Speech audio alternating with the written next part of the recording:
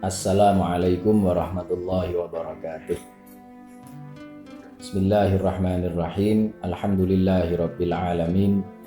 Wassalatu wassalamu ala asyrafil mursalin sayyidina wa maulana Muhammadin wa ala alihi wa ashabi ajma'in, amma ba'd. Pemirsa yang dimuliakan Allah, pada kesempatan kali ini kami akan membahas dalam kitab Muhammad Al-Insanul Kamil halaman 289 mengenai Rasulullah Shallallahu Alaihi Wasallam pun menggunakan analogi untuk mengajak kita berpikir. Tapi keluar dari bab itu ada pelajaran penting, bahwasanya hal-hal yang dibolehkan, hal-hal yang mubah pun bisa menjadi ibadah jika diniati dengan ibadah, jika niatnya benar.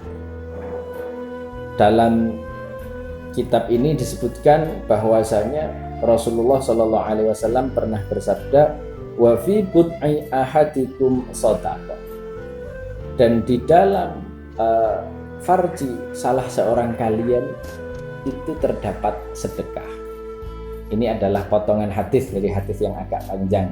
Jadi ceritanya itu ada sahabat yang kurang mampu, golongan sahabat kurang mampu ini mengadu pada Rasulullah. Rasulullah ini sahabat-sahabat yang kaya itu pahalanya banyak banget ya. Mereka sholat seperti kami sholat, mereka beribadah seperti kami beribadah. Nah, mereka punya kelebihan harta, mereka bisa bersedekah dan seterusnya. Lah kami nggak punya apa-apa untuk disedekahkan. Maka Kanjeng Nabi menjawab untuk mendamaikan hati mereka, jangan takut, tidak usah gelisah. Sedekah itu macam-macam bentuknya. Sedekah bisa berupa kalimat takbir, bisa tahlil, bisa tasbih, dan macam-macam amar ma'ruf nahi mungkar. Jadi tidak hanya terbatas pada harta. Bahkan sebutkan wa fi bud'i ahadikum shadaqah, dan dalam farji salah satu kalian ada sedekah. Bahkan orang melampiaskan syahwatnya itu bisa jadi sedekah. Enak apa enggak itu? Nah, sahabat ini agak kaget loh. Masa melakukan kenikmatan itu bisa menjadi sedekah? Mereka berkata, ya Rasulullah, ayati ahaduna syahwatahu wa yakunu lahu fiha ajrun. Ya Rasulullah, masa kami melampiaskan syahwat dan dapat pahala dalam melampiaskan syahwat ini? Apa jawaban Kanjeng Nabi? Nabi tidak jawab ya atau tidak, tidak langsung bilang ya dapat, tidak, tapi menggunakan logika. Nabi berkata, ara'aitum law wada'aha fi haramin akana alaihi fiha wizrun. Sahabat, bagaimana pendapatmu jika seseorang itu meletakkan syahwatnya pada hal yang haram? Dosa atau tidak? Meletakkan syahwat, melampiaskan syahwat pada hal yang diharamkan, dosa atau tidak? Sahabat, iya ya dosa. Fakadzalika idza wada'a fil halal kana lahu ajrun. Gitu. Begitu pula jika syahwat itu diletakkan pada tempatnya, pada sesuatu yang halal, ya dapat pahala. Kalau diletakkan dalam yang haram, dosa. Kalau diletakkan dalam hal yang halal, ya dapat pahala.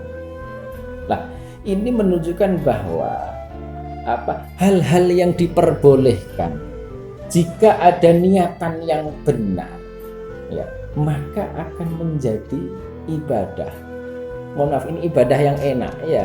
Kalau dalam hal ini ibadah yang enak, ibadah yang tidak capek, ya. Ibadah. Maka orang jangan terpaku bahwa ibadah itu hanya terbatas pada hal-hal yang memberatkan. pada hal-hal yang sepaneng, megang tasbih, sholat dan senyenda. Ibadah banyak sekali. Bahkan ini umumnya misalnya orang beranggapan terkait Lailatul Qadar, ibadah yang paling utama adalah iktikaf. Iya benar, iktikaf itu hal yang utama, tapi jangan sampai mengesampingkan ibadah-ibadah yang lain. Dikira, mohon maaf, misalnya orang di rumah itu tidak ibadah, belum tentu. Di rumah bisa jadi ibadah dan sama mendapatkan barokahnya Lailatul Qadar. Di rumah bercengkrama dengan keluarga, tidak masalah. Itu juga pahala asal niatnya benar. Mohon maaf, orang yang tugas jadi satpam misalnya sampai malam hari tidak bisa iktikaf, dicela, jangan dicela. Boleh jadi pahalanya lebih banyak dari orang yang iktikaf di dalam masjid. Kenapa? Dia menafkahi, dia mengamankan keadaan dan seterusnya. Itu juga termasuk ibadah.